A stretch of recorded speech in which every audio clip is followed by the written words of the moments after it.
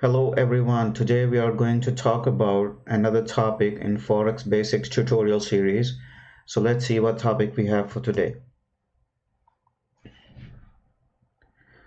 Okay, today we are going to talk about what is a lot size in Forex trading. So let's see what it is.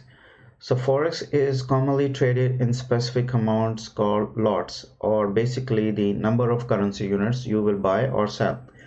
And actually, when you place orders on your trading platform, orders are placed in sizes quoted in lots. So a lot is a unit measuring a transaction amount. So now you can see it's a table that shows that there are different lot sizes. And on the left, you see there's a standard lot size, which is equal to 100,000 number of units. And we also have mini, which is equal to 10,000 number of units. We have micro, which is equal to 1,000 number of units, and then in the end we have nano, which is very small, 100 number of units. So this is how lot sizes are categorized. And then when we observe change in currency value in relation to another, it is actually measured in pips value, which is a very small percentage of unit of currency's value. And let's assume we use 10,000 euros, which is actually a standard lot. So we can calculate some examples that how it affects the pip value. So let's take an example. For example, USD JPY pair with an exchange rate of 119.80. So we calculated with a formula that we have the second decimal point divided by the exchange rate and then multiplied by 100,000 of units, which is a standard lot. So we get $7.70 per pip value. So just to remind you, because we are using a JPY pair, so second decimal point is actually the pip value in all the JPY pairs. Now let's take an example of USD CHF.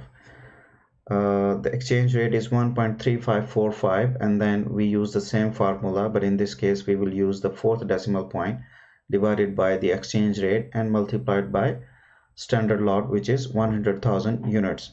So we get $7.38 per pip. So again is the explanation that in CHF or all the other currencies, we use the fourth decimal point as the pip value.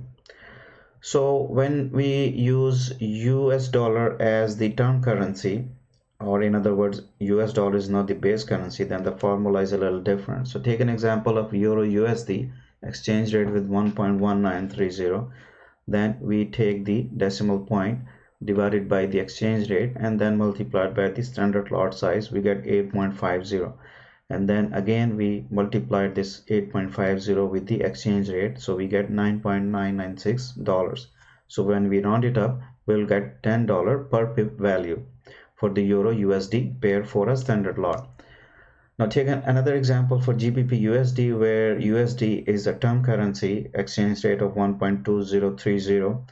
Then again we apply the formula with the fourth decimal point divided by the exchange rate multiplied by the standard lot 100,000 units of currency, we get 8.31, and then again we multiplied it with the exchange rate, we get $9.996, and when we round it up we will get $10 per pip value for a standard lot for GBP USD currency pair. So it's not absolutely definite that your broker may have different convention for calculating pip values relative to the lot size of a particular currency pair. But one thing is for sure, that they will be able to tell you what is the pip value for the currency pair you are trading at that particular time. So the main job is to calculate the pip value for the currency pair for the specific standard lot that you will be using at that time. In other words, they do all the math calculations for you, that's obvious. And as the market moves, so will the pip value, depending on what currency you are currently trading. So it's not that it is definite for all the time. It keeps changing as the market moves or as the currencies values against each other move up and down. So the pip values also keep moving and keep changing. So this is a picture that shows you the number of units for each lot. So number one, we have a standard lot, and for one standard lot we have 100,000 units of currency, and for a mini lot, which is 0.1, we have 10,000 units of currency, and for a micro lot, which is 0.01, we have 1,000 units of currency, and lastly the nano lot, which is 0.001, we have 100 units of that currency.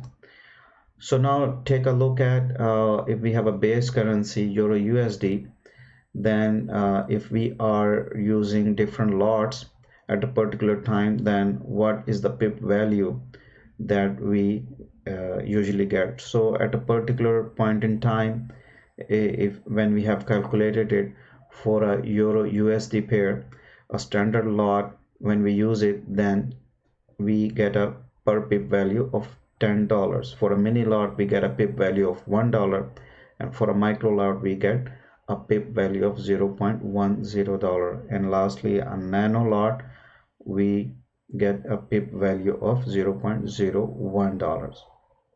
So this is how it works. Alright guys, thank you very much for watching. That's about it. I hope you like it. I will see you next time. Thanks for watching. Have a good day. Bye bye.